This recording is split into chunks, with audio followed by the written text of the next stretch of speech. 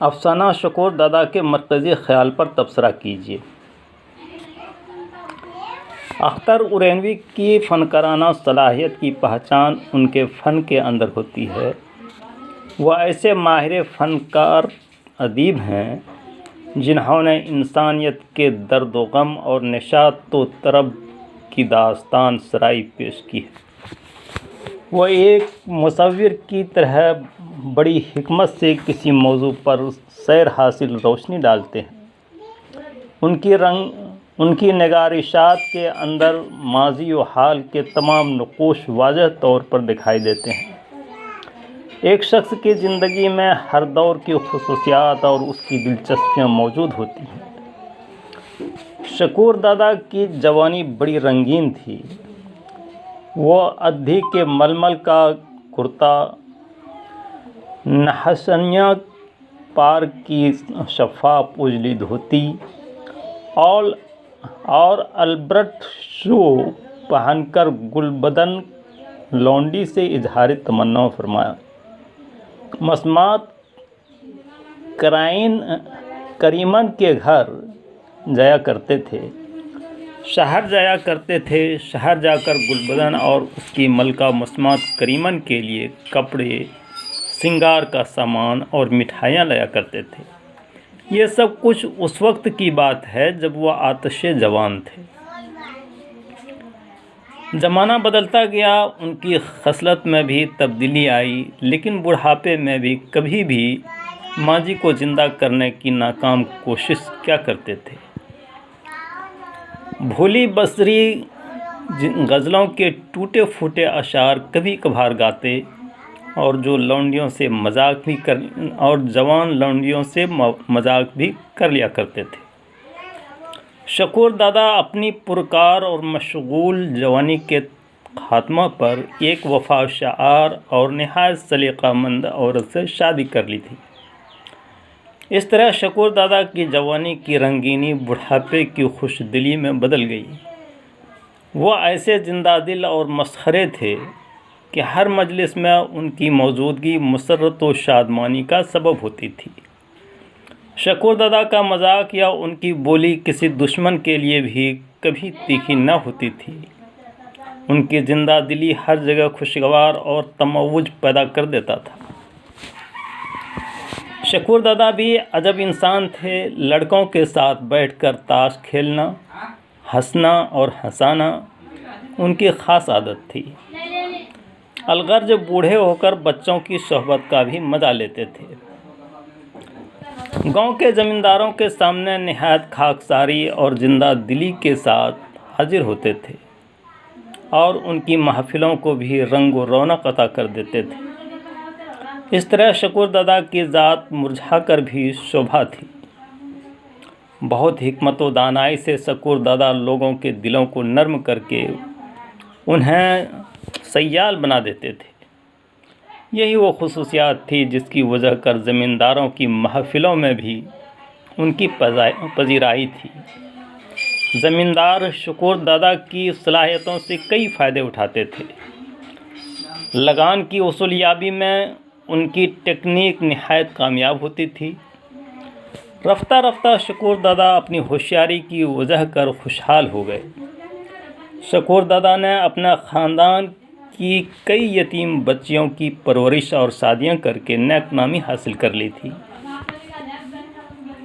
शकूर दादा को कोई औलाद न थी।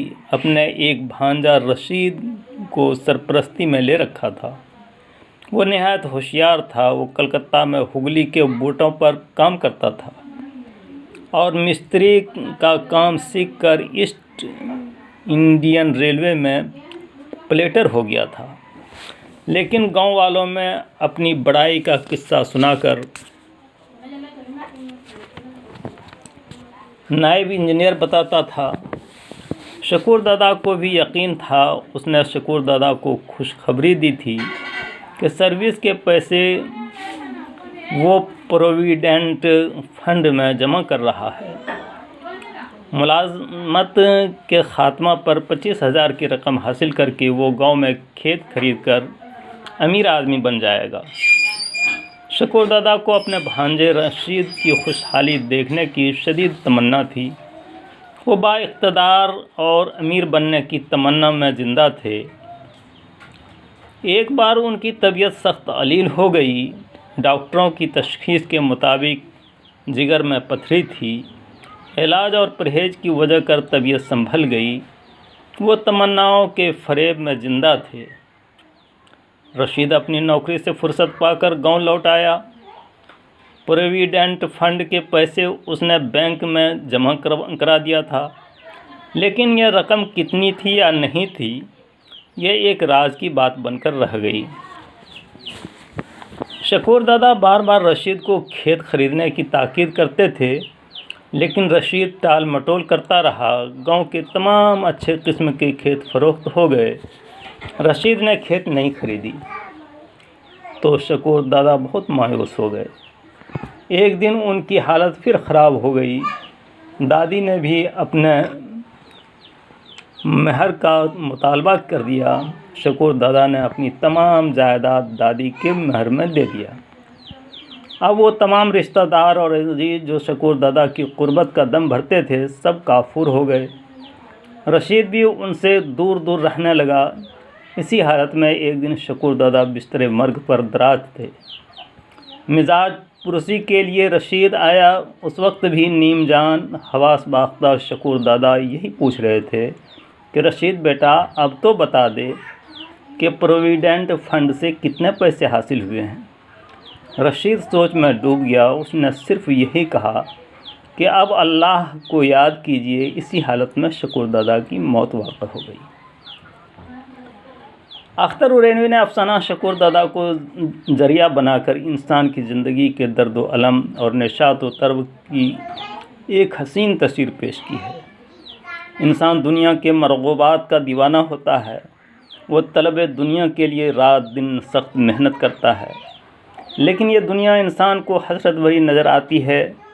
हज़ार ख्वाहिश और तमन्नाओं की दुनिया में ज़िंदा रहने वाला इंसान दिल फरेबियों में गिरफ़्तार रहता है। यह नातमाम ख्वाहिशात कभी भी इंसान को आसूदगी से हमकिनार नहीं होने देती है। बिस्तर मर्ग पर भी इंसान दुनिया की मरग़ूबात की याद करता है। एक दुनिया परस्त की रूह दुनिया की लज्जतों में गिरफ़्तार होती है। इस अफसाना का एक दूसरा रुख यह भी है कि रिश्तेदारी, महब्बत, मादी हुसूल और मनफ़ात के लिए उमूमन हुआ करती है।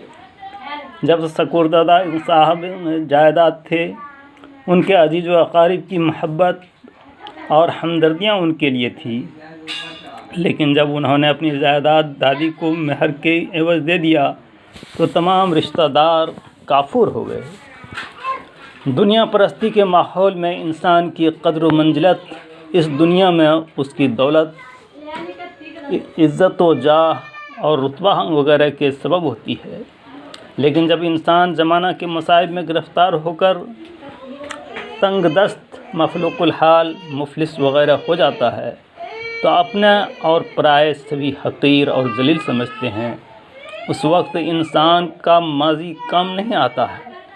ये दुनिया एक नक्श फ़ानी है, हक़ीर है। अख्तर उरैनवी के फ़न में हमें एक सदाए दर्द, एक नसीहत और एक पैगाम नज़र आता है। अमल से ज़िंदगी बनती है जन्नत भी जहन्नम भी। ये खाकी अपनी फ़ितरत में न नूरी है न नारी।